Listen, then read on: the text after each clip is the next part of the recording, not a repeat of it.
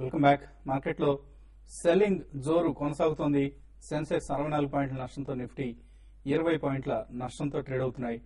So కొంత selling మనకు కనిపిస్తోంది. బట్ ఈ సెల్లింగ్ అబ్జార్బ్ అవుతుందా లేక మరింత నష్టాలకు దారితీస్తుందని అంశంపై మాట్లాడేందుకు ప్రస్తుతం ఢిల్లీ నుంచి టెలిఫోన్ లైన్ లో డి ప్రసాద్ గారు సిద్ధంగా ఉన్నారు. ప్రసాద్ గారు, గుడ్ ఆఫ్టర్నూన్.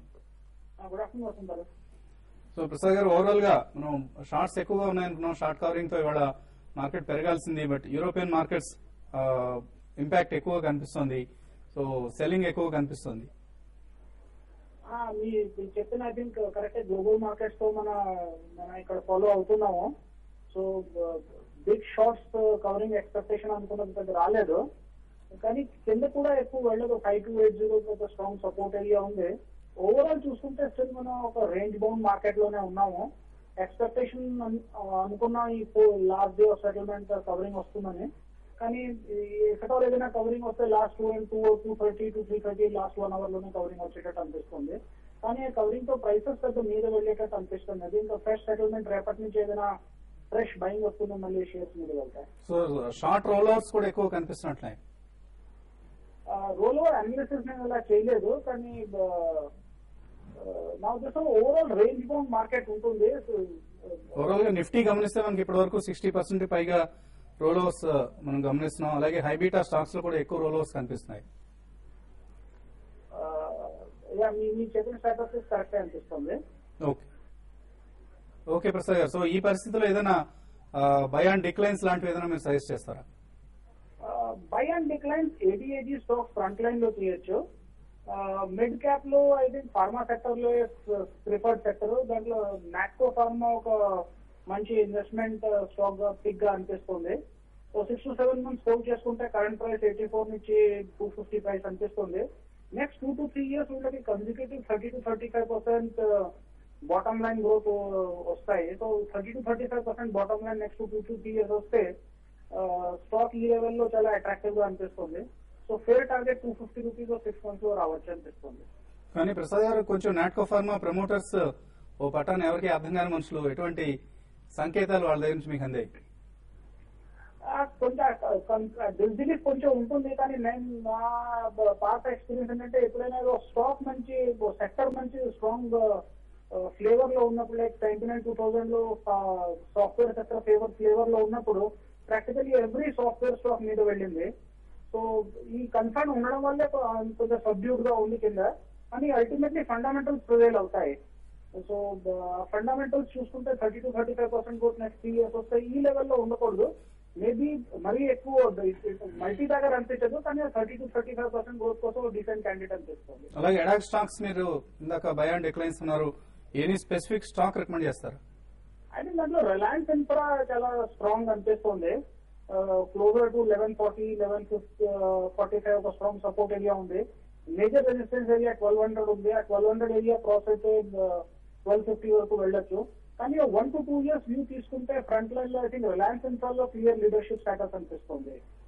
ఓకే అండి, thank you Prasad garu. So Reliance ఇన్ఫ్రాని ఆయన 1 to 2 years పర్స్పెక్టివ్ తో తీసుకోవచ్చు అని సజెస్ట్ చేస్తున్నారు, ప్రస్తుతం ఉన్న వీక్నెస్ ని ఆధారం చేసుకుని. అలాగే నాట్కో ఫార్మా ప్రమోటర్స్ తో సంబంధం లేకుండా ఫండమెంటల్స్ బేసిస్ ఆధారంతో తీసుకోవచ్చు అని రికమెండ్ చేస్తున్నారు. నెక్స్ట్ కాలర్ గిరి, హైదరాబాద్ నుంచి లైన్ ఉన్నారు. గిరి గారు చెప్పండి. గిరి గారు హలో సార్. చెప్పండి. Hello sir, Bharti Airtel 100 shares తీసుకున్నాను సార్, 267. ఓకే అండి, అది 1 year హోల్డ్ చేయొచ్చా?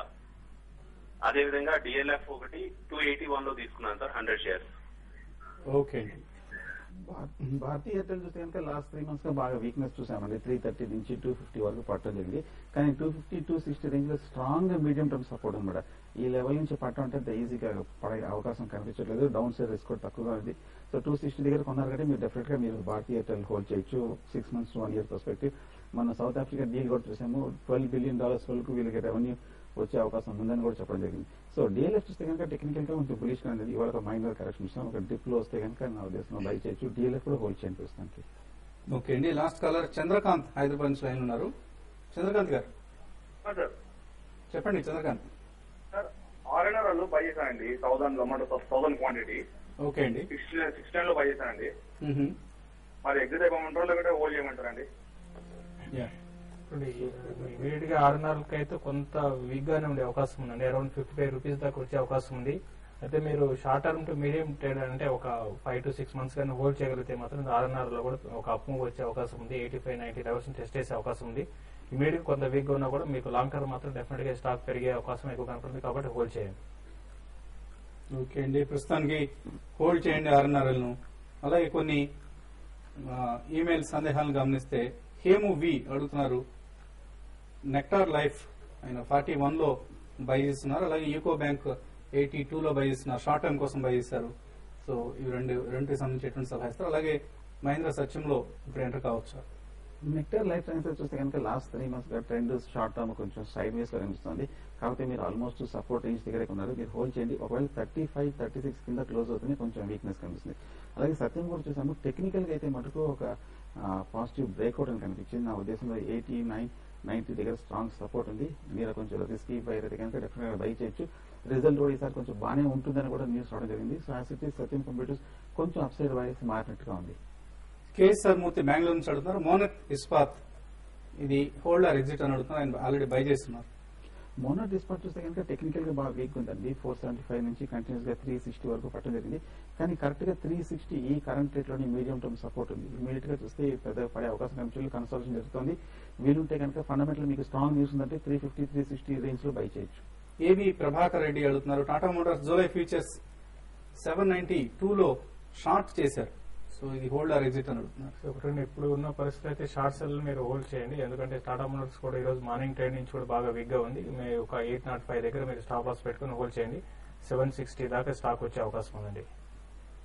ఓకే అండి. అలాగే ఆయన bank of India July futures by చేశారు. ఇది కూడా హోల్డ్ ఆర్ ఎగ్జిట్ అని అడుగుతున్నారు.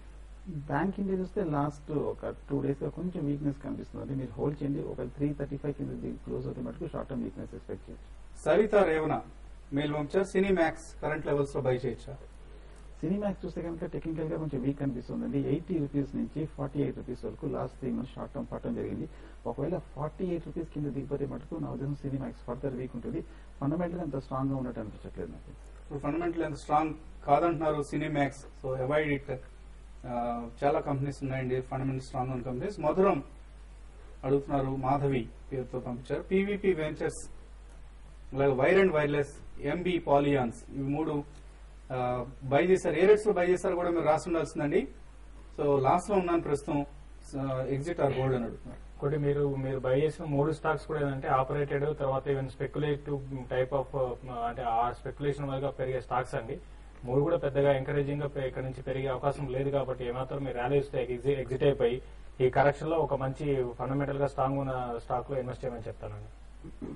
ఓకే అండి. So especially PVP ventures it's purely speculative stock అండి. ఈ మధ్య పవర్ సెక్టర్ లో వెళ్తున్నారన్న వార్తలతో కొంత పెరగడం జరిగింది. సో ర్యాలీస్ లో ఎగ్జిట్ అయ్యి ప్రయత్నించండి. ప్రవళిక రాయ్, సో శేషు గారిని ఎక్కువగా ఫాలో అవుతుంటానని రాశారు. Public sector banks, private sector banks లో పోర్ట్ఫోలియోలో ఇప్పుడు ఎంత పర్సంటేజ్ ఉంచుకోవచ్చు అన్నట్టుగా మెయిల్ పంపించారు. ఇప్పుడున్న పరిస్థితుల్లో మీరున్న పోర్ట్ఫోలియోస్ బ్యాంక్ లో ఒక 20-30% మీకు బ్యాంక్ లో మీరు మీ పోర్ట్ఫోలియోని యాడ్ చేసుకోవచ్చు అండి. మరి ముఖ్యంగా PSU banks, mid cap banks, Andhra bank లాంటి బ్యాంకులు, సిండికేట్ బ్యాంక్ లాంటి బ్యాంకులు మీరు పిక్ చేసుకోవచ్చు. ఒక 3-4 ఏళ్ళుగా సైడ్ వేస్ లో ఉన్నాయి కాబట్టి ఇవి ఇక్కడ నుంచి పెరిగే అవకాశం అయితే ఇప్పుడు ఇమీడియట్ కాకుండా కరెక్షన్ లో మాత్రం డెఫినెట్ గా బై చేయమని చెప్తాను. ప్రైవేట్ బ్యాంక్స్ లో మాత్రం ఐసీఐసీఐ బ్యాంక్ ఒకటి వాల్యుయేషన్ అట్రాక్టివ్ ఉంది కాబట్టి ఐసీఐసీఐ బ్యాంక్ కూడా ఎవరి కరెక్షన్ లో దీన్ని బై చేసుకుంటే 1200 రూపీస్ దాకా టార్గెట్ చెప్పొచ్చు. అలాగే Singayya Ramineni last mail Mphasis Patni computers ఈ రేట్ లో బై చేయొచ్చా? ఎంఫసిస్ చూస్తే కొంచెం వీక్ గానే కనిపిస్తుంది మిగతా స్టాక్స్ తో పోలిస్తే కనుక. 550 దగ్గర కన్సాలిడేషన్ అవుతే కనుక డెఫినెట్ గా ఎంఫసిస్ అక్కడ మీరు బై చేయొచ్చు. రేట్ని కూడా చూస్తే కనుక లాస్ట్ 3 months గా కరెక్షన్ జరుగుతుంది. 610 నుంచి 510 వరకు పడిపోవడం జరిగింది. 500 రూపీస్ దగ్గర కన్సాలిడేషన్ జరుగుతుంది. 500 రూపీస్ దగ్గర 2-3 days పైన నిలబడితే కనుక మీరు అక్కడ బై చేయొచ్చు. రెండు కూడా మంచి కంపెనీస్ అండి. మీరు డిక్లైన్స్ లో బై చేయండి.